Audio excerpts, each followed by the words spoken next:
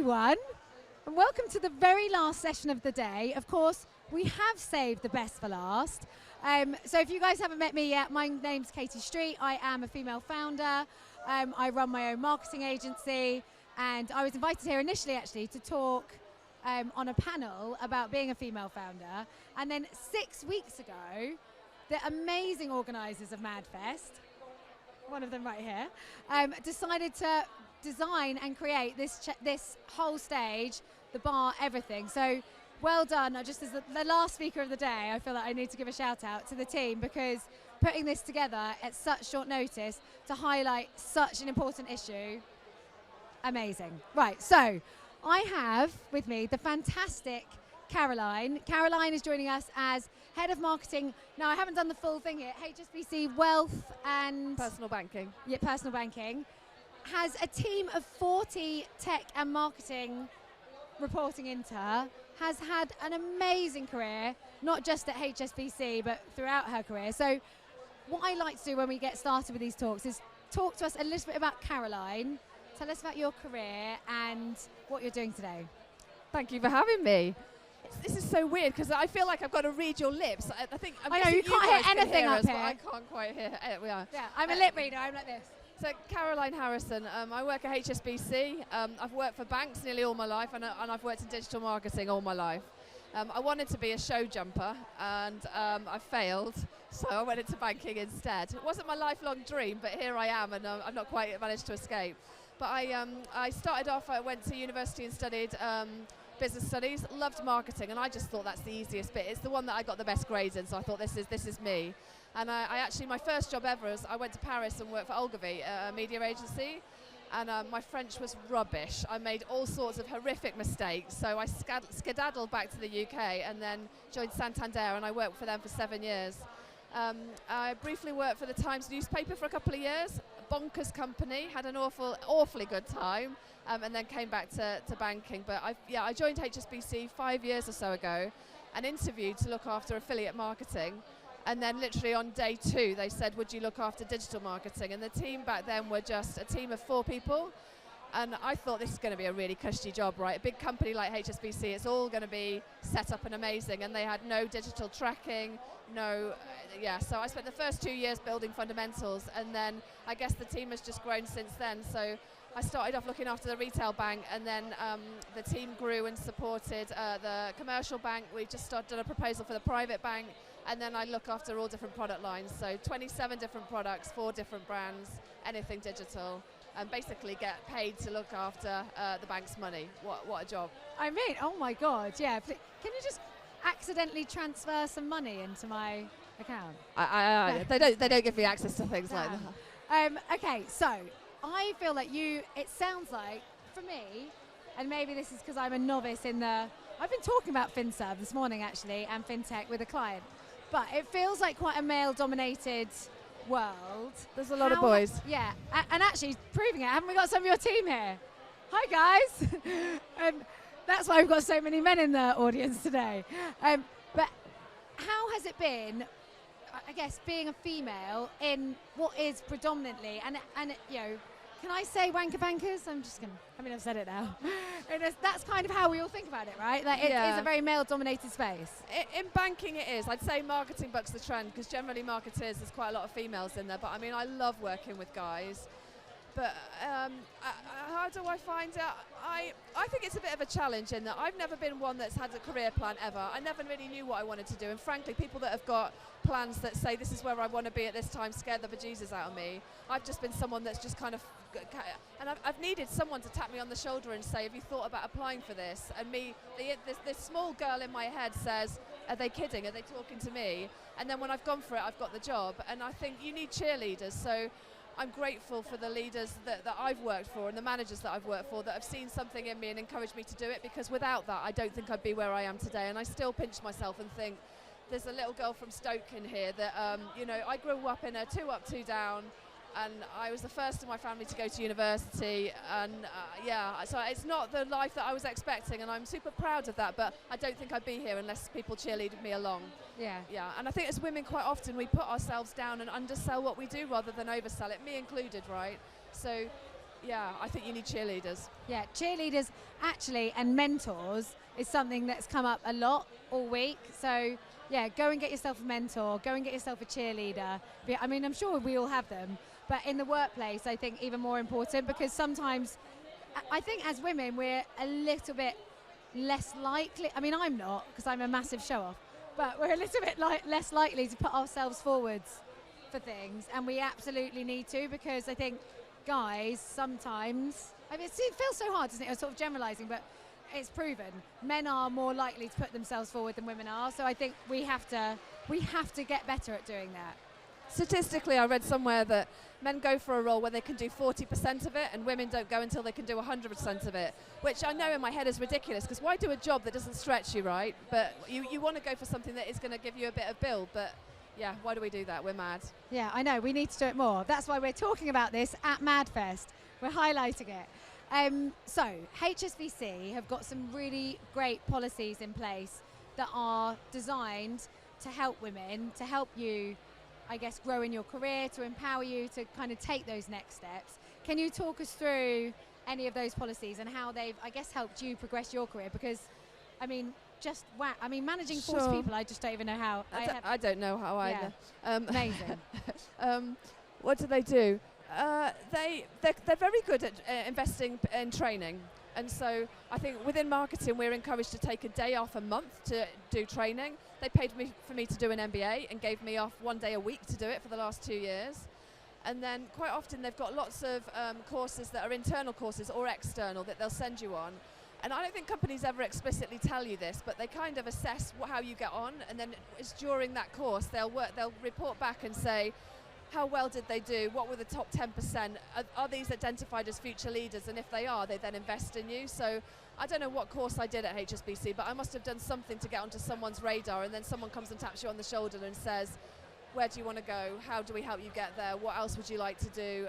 They offered me an exec coach. So someone like, you know, like in America, I think you have a shrink that talks about, you know, they dig deep with that. And I'm someone that's super practical, so I want to be able to do things that are action focused, that are going to add value for the business, not really talk about myself and about my values and what I stand for, but they make me do that.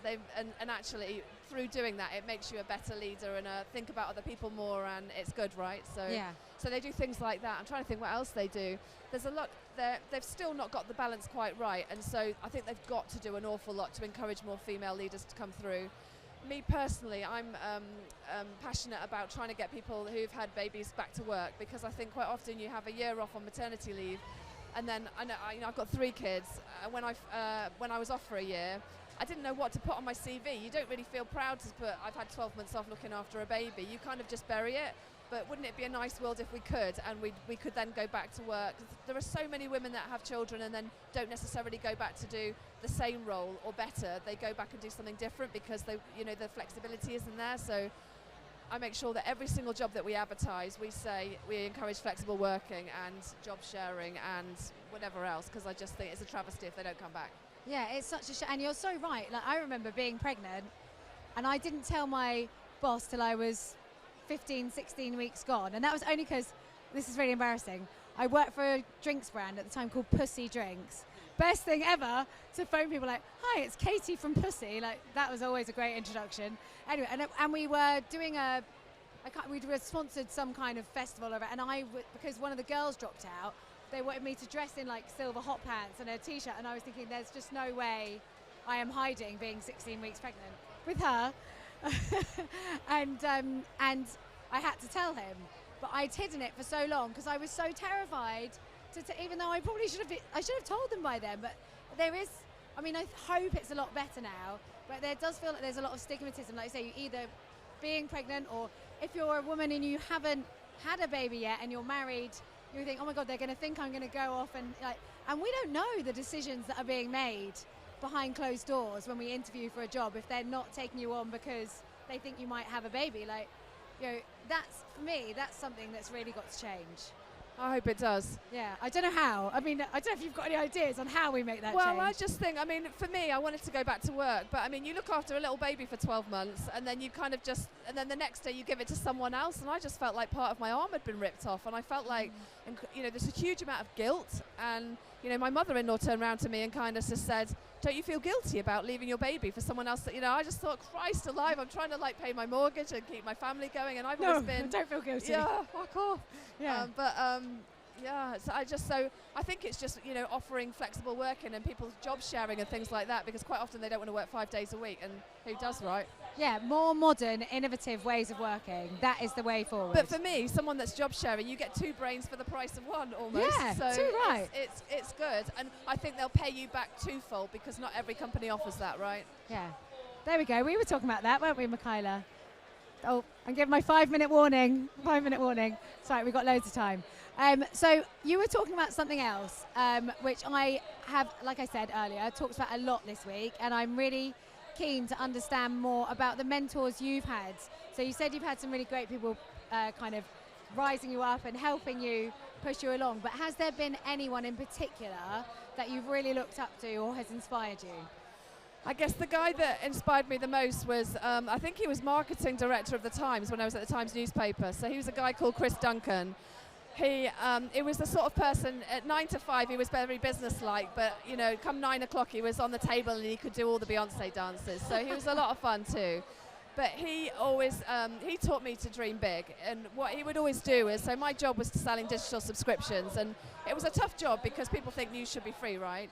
So I had to come up with ideas of how we could get someone to try a digital subscription, and so I came up with these ridiculous ideas, and whatever I came up with, he'd want me to double it or triple it, and so I ended up buying, you know, millions of iPads and doing all sorts of things, but quite more often than not, I achieved what he wanted me to do, and sometimes I didn't quite hit it, but I did double, triple what I thought I was capable of doing myself, and it made me realise, more often than not, we underestimate our own abilities, and also I think sometimes you've got to make it big enough for people to get excited about. There's no point saying we're going to sell 10 of these, no one cares. If you say I think we're going to do 1 million and we're going to be the first people that do it, there's a small part of me inside that where my knees knock. But I think if I can make them think we can do it, maybe they'll think the same, and then together we'll come up with a way of making this happen. And even if we sell 900,000, that's amazing, right? I love that. That's actually a really practical thing that we can all put into action, which helps with some of those limiting beliefs that we all often will have. Like we think, oh, I can't do that. Well, you can. I think I don't know, moonshot, is that a word? Yes, I think so. Yeah. Fab. Okay, so my last question is really going to be around, I guess, the kind of bigger picture pieces. We've talked about some of the policies that HSBC have got in place, but I still think, I mean, it's one of the reasons that I'm super happy to be here today, because I think MadFest are doing a really great job at highlighting the issues that sadly are still there. It's a legacy that we've been living with for a long time, and we probably are still going to have to live with. But what do you think the whole industry can do, I guess particularly focusing on the marketing industry, to make the workplace fairer, to encourage more women to make those leaps? I don't have a silver bullet for it, I'm afraid. I mean, I think it's just advertising the roles in different places, showing people that they're welcome. I mean, we do quite a lot with youth talent schemes in areas of, you know, where there's high in ethnic minorities, to try and get more a diverse workforce. So it's not just the same crowd that have been there for years, right? And I think we've got a lot to add to that. I'm trying to think what else. Anybody got any ideas? Yeah, have you guys got any ideas? It is really hard though, isn't it? Like that we all want to make a change. We can highlight things at, you know, festivals like today in the marketing industry, but I think we've got to start thinking differently. And for me, a big part is the guys in the room. You know, one of the things I spoke about yesterday on the brand innovation stage was just the fact that I haven't really spoken about this on this stage yet. Maybe I will do tomorrow, or maybe we will now, even though I said it was the last question. We are the last people on, so we can go on a bit more. Is sexism in the workplace still really exists, or no? I don't see it so much now. I won't name, but I have had it from a client recently where I've been in a meeting and I've walked out of the meeting, and he was on the C-suite at a really big agency that we were doing some marketing work for. And he was like, "Oh, I saw your pictures on Instagram at the weekend. A little bit revealing, wasn't it?" Like, what the fuck? I can wear what the hell I want and put it on my Instagram. But he said it. I think he said it not as I was walking out, as I was walking in, and I feel like it was said to make me feel a bit like shit, because it was quite an important meeting. We were talking about, I don't know, changing the strategy, so I felt like he did it and then you just feel a bit shit as a woman, like. Do you know what my coaches say to that? He'd say you should address it, and it doesn't have to be publicly, but afterwards you should just say, look, I don't know what you meant by that, but this is how it made me feel, because if you don't say it, they think they've got away with it. Yeah. And if and he he did is a do that, pervert. there must be a small part of him that thinks, shit, she got me. Yeah. Maybe next time he wouldn't do the same I know. thing. Do you know what? And I need to get better at doing that, like calling those things out afterwards, because I've just left it, and I shouldn't have left it. But I have told other people about it and told him, I won't name him, don't worry. You know who it is. But yeah, anyway, so that kind of stuff, I think that's why men need to be a big part of it, because you guys, I'm sure that none of you would do that, but there are guys out there that do still behave like that. And I think, I've had all sorts of weird things happen, like men put their hands on your leg in a meeting, like, what the heck, like, it's done to belittle you. It's because you're gorgeous. Bum pinching finished a long time ago, and I have to say the companies I've worked for, there's zero appetite. So no. I've not really heard of anything like that. Have you not? In a long, long Did you time. when you were younger? Oh, only just definitely not in the workplace. Not that I can ever remember. Okay. A couple of funny comments, but no, and not for an awfully long time. But these days, I think I'm one of those people that I wear my expression on my face, and you can kind of see it. So I'd probably turn around and give them a what. Yeah, it's good though. Well, Could you that's say that good. again? I'm happy to hear that, especially in a male, dominated My mum got a environment. dirty phone call the other day, and she listened to it all, and then at the end just laughed so hard that he hung up, which I thought was quite a good reaction. Amazing. Really. Yeah, I feel like I'm quite brave, but I definitely need to get braver. So yeah, my one tip, be brave. But Caroline, thank you so much. Thank You've you been so a pleasure. much. Caroline also came on my podcast, and we did talk about some of this. So yeah, go and listen if you want to find it, Marketing in the Madness, and we dig even deeper into some of these issues. So yeah, thank you everyone. Girls rule. Big hand for Caroline.